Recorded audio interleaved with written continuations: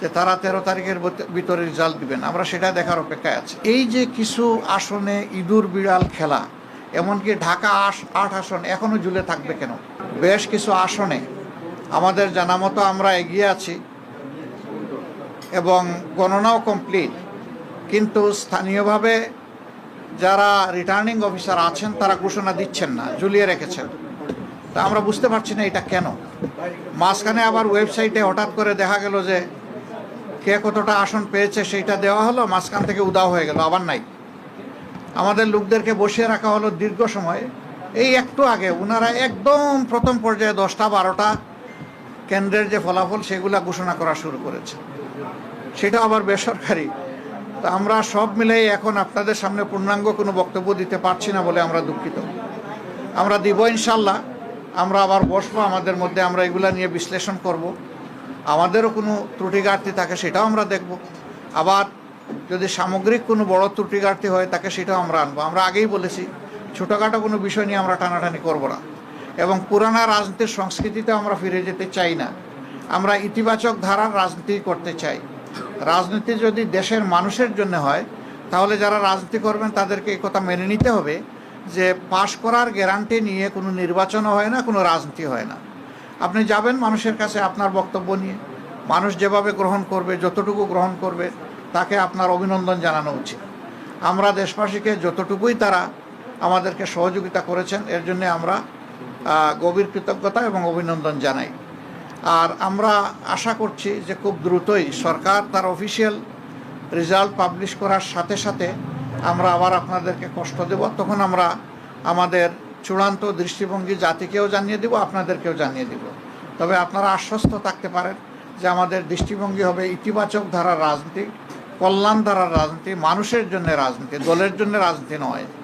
আমরা বিরোধিতার জন্য বিরোধিতা, ওই রাজনীতি আমরা করব না।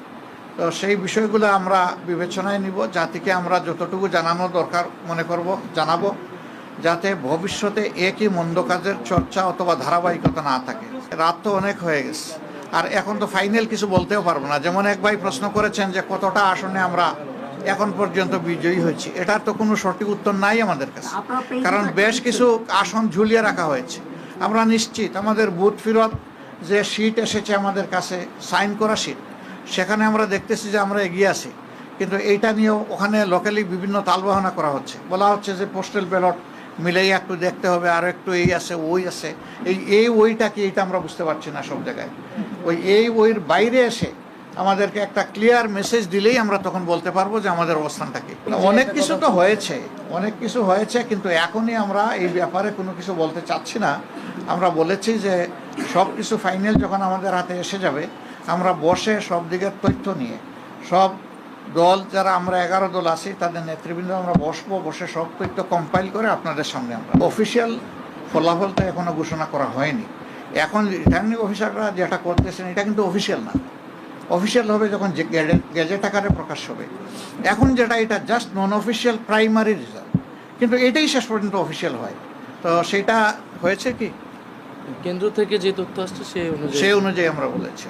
লাভ লসের ব্যাপার না, আমরা তো সত্যটা তুলে ধরবো, এবং তখন ওনাদের ফল ঘোষণাই কিন্তু চূড়ান্ত হবে না, তখন আমাদেরকে অন্য দায়িত্ব আমাদের উপর পড়ে যাবে, ওইটা আমাদেরকে করতে হবে। তো আমরা চাই না এটা, আমরা চাই জনগণের রায়ে যেটাই হোক এটা যেন সঠিকভাবে আমাদের সামনে আসে। ঘোষণা দিয়ে দিলে তো না, আমরা তো তাদের সাথে যোগাযোগ রাখছি, সংশ্লিষ্ট লেভেলে রিটার্নিং অফিসার যারা ওখানে আমাদের লোকরা বসা আছে, যে আপনি রেজাল্ট দিবেন না কেন, রেজাল্টের শিট আপনার হাতে এসে গেছে, আপনি কেন এটা পেন্ডিং রাখবেন? তো এই জিনিসটাই তো বলছিলাম যে ওই চলতেছে, ওইটা আমরা সমাধান চাই। এটা সমাধানের পরে ইনশাল্লাহ আমরা দেখব।